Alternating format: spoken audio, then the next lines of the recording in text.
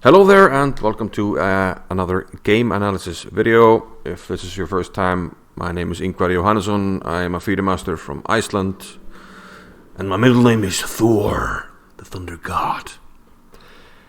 I previously analyzed the game I played Friday. This was last weekend and I played 4 classical games and this was the morning round, the dreaded morning round. And I had been expecting, once again, a different opponent. I prepared a little bit for the opponent I was expecting. I played him a bunch of times. I actually played him 10 times in classical chess and I beat him every time. But that doesn't really reflect the games because some of them have been very difficult. But it seems like that opponent suits me. But still, I really wanted to prepare because he has some very good opening lines. So once again, my opponent was a surprise. My opponent is rated around 2000. He used to play a lot more when he was younger, and his grandfather, in fact, was the first Icelandic player to become Nordic champion of the Nordic nations: Iceland, Denmark, Sweden, Norway, Finland, etc. So there's some chess history in his family, and his grandmother, who has a grandfather who has the same name, a very well-known figure in Icelandic chess history. But okay, I didn't really know what he plays, so I just played d4. Sometimes I play c4, but I felt like playing d4 openings here. But after d5, I was quite happy to play the London. I preferred to play the London against d5. I have in fact covered some of those lines in a video on my channel. Haven't really covered all the lines there, and I've only covered d4, d5 mostly. But okay, I play a lot of London, so I'm pretty comfortable. He played knight f6, I played e3. This is the move order that I prefer. He played bishop f5. So he's kind of playing the London system himself, but I can play c4 now. And now he has a choice between c6 and e6. And c6 is more like a Slav type of setup, and that's what he played. And I was quite happy to see that, because this is one of my favorite lines to play. The so-called, the London Slav ending. Most people play queen b6 here. If you play queen c8, white people play knight c3, rook c1, line up against the queen. There are some problems there. So most people prefer to play queen b6, and now we play c5. We have a trade, and we have this ending. I think I covered that a little bit in my London video. White's main idea is to push b4, b5 if he can. Also, the knight maneuver of knight d2 to b3 to a5 is very important in these lines, and the presence of the bishop on the diagonal is absolutely crucial. So most people will continue here with moves like knight b to d7, e6, a6 in some order or another. I think knight b to d7 is most common, but he surprised me here with the move knight h5, which I hadn't seen before. So here I had to think, okay, and let's actually, like I mentioned last time, I do register the time. So yeah, I found it. 25% chance, and I found it. So let's see. Bishop to f4. Knight to h5. He thought for 3 minutes. He had 119 left here. And I took a 13-minute think here, because I want to preserve this bishop. But how do we do that? The only way to preserve it is to either go here or here. If I were to go to g5, I have to evaluate lines where he attacks my bishop. Something like this. And now I don't want to go back to g3 because he will just take, and I gave him, some pawn moves which can actually be useful. But I would play something like this. And if he goes back to f6, now I can preserve the bishop, go back here. But he can also take, and maybe this is something he'd like to play for. Bishop here, e5, some dynamic chances for black. I did not fancy that. So the other options are to play bishop c7 or bishop e5. I can't really take on b8 because I can't take on a7 because of my knight hanging. And if I play bishop e5, he will play knight d7. So I thought, okay, if I play bishop b5, he will play knight d7. Again, can't preserve my bishop unless I go here, and now he has time for this. And he gets the bishop off the diagonal. Either I go back here and he takes it, or I go here, which is not ideal. So I came up with bishop c7. And at first I thought, okay, he might go king d7.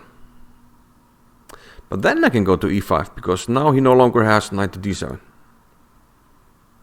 And the trick here is that if he plays f6, now I take on b8. And I play knight d2. I play knight d2 so he can't take my knight. And this means that this guy is in huge trouble. So I'm trying to play either bishop e2 or h3 g4, so you have to take care of the knight, probably play g6, but that gives me time to take this pawn, so I win a pawn. And if you save the pawn, you lose a piece.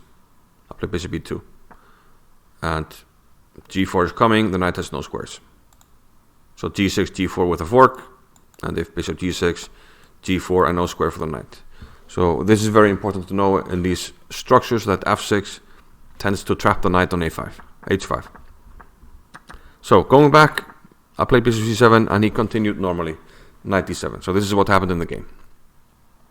So hopefully this wasn't confusing. I was just going over the options and my decisions. So let's go, the last few moves again after queen b3, queen b6. I played c5 and he played the immediate knight h5. And now I did play bishop c7. So on with the game, knight d7. And I actually thought for 20 minutes here, what's up with that? It's a bit too much. Because I can almost play h3 immediately. I was worried about something. I did play h3, but why did I think so hard?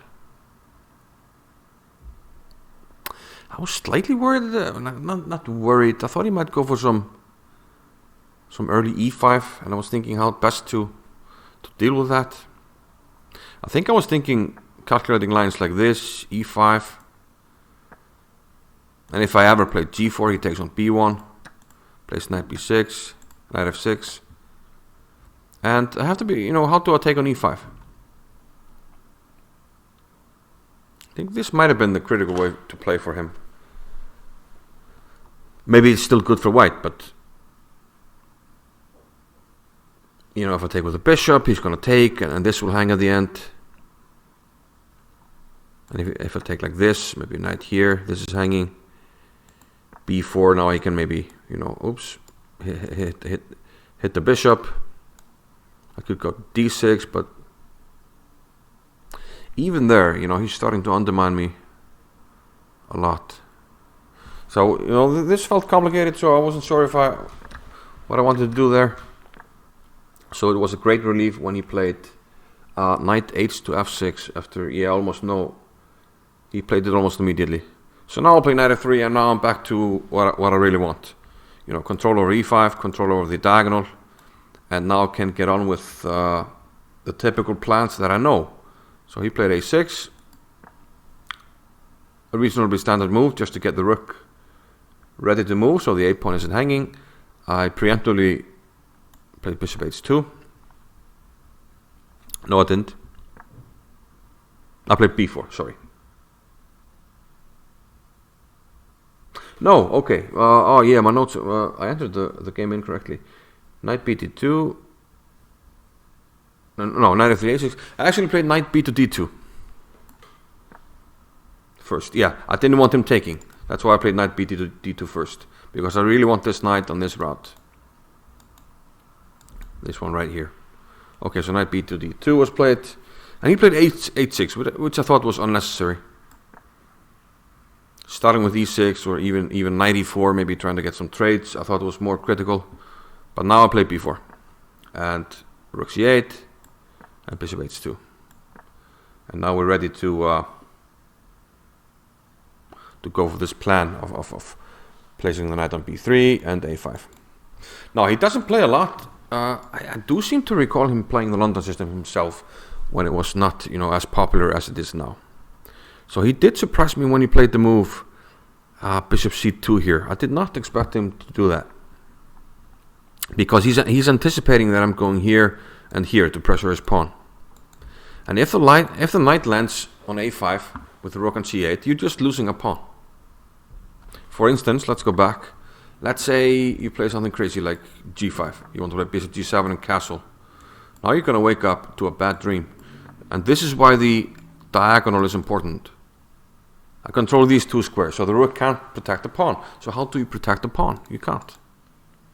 And if you play b6 or something, a6 will be hanging at the end. So I have a pleasant choice. I might even play knight b7. I might take on a6. Pleasant choice. I would stop and think about it, but the pawn structure comes apart if you have to do this. So bishop c2 was an interesting choice, but I relatively quickly played bishop e2, e6, and castles. I just want to play rook c1, get him away, and then go on with my plan. Okay, so he played bishop b7, and again he showed that he, understands some ideas in this line, because he's ready now after knight b3 to meet knight a5 with bishop d8. So he's ready to capture the knight. Nonetheless, this is what I play, and I've seen plenty of games like this. I've played plenty of games like this, where we do play knight a5, because it straightens out the pawns. Again, he's going to lose the pawn if he doesn't take. If he plays b6, all these pawns will be hanging. And b5 is just, catastrophic. I can take en passant. So he takes on a5. I took back, and now he anticipates that I'm going to play here, and maybe followed up with rook here and here. So this is why I didn't mind rook c1. I'm able to double on the b file. So I play rook a8. So he has to be ready to protect the pawn from a7. Because once again, this bishop is so strong. The London bishop controls this. So he can't protect the pawn with the rook from there. And black kind of really misses the bishop, over here. It could be good on c8 just to, cover the queen side. So rook a8, I played rook a4, I thought for a bit, 3 minutes. So I'm preparing to double on the b file, so he anticipates that, brings the king over. And now I spotted a trick, but it didn't seem to work. I played rook c3, and now he played a good move. He played knight e8. So he's anticipating my plans here, and he wants to bring the knight to c7, and then b5. To blockade on the queen side. And well, I played this move. He has an easy idea here. He should play bishop c2, when all I can do is go back, and then I have to play the position. And I hadn't decided how to play it. Do I play knight e5, or I'll have to continue to play the position on the king side. But we do have the bishop pair. We do have a nice base advantage. So this is a very pleasant position to play, especially against a lower rated opponent. You have very little risk of losing, and you can play and press for a while. So this is something that fits my style when I play against lower rated opponents. But I played the move nonetheless. I know bishop c2 is the best move, but I played it nonetheless, because I was hoping for rook a7, and he hovered his hand over the rook, was about to play it, and then he took it back. And then I made a psychological trick. I grabbed my pen, like I was anticipating his move. Like, you can play rook a7, that's a normal move. I'm ready to write it down. And then very quickly he played rook a7. And now I have a relatively simple way to sail it home. So how do we continue here? White to move. Yeah, everything is lined up, and we can play rook takes b7. My opponent resigned because, well, if he takes, bishop takes a6, relatively simple trick, but it did the job. He can't protect the rook, he can't blunt any diagonal or play any move like knight c5, knight d6, or some desperado. So this just loses on the spot. So he should have played, like I said, he should have played bishop c2, and I have to tried to play this position for a win. Probably would have been another, 30, 40 moves, and would have taken up a lot of time. So I got to save some energy in this game. I mean, I was down to 19 minutes, so the game still took about 2 hours, but okay, relatively quick finish for a classical game. So rook takes b7, and he resigned. So I started 2 out of 2, pretty good. Pretty happy with that. So this is the score sheet. We read the result here, and we sign, and the original copy is left with the organizer. Anyway, hope you enjoyed it. I think I will do one more video from the weekend because the last game was, well, I'll tell you about it in the next one. Okay, thanks for watching. Bye-bye.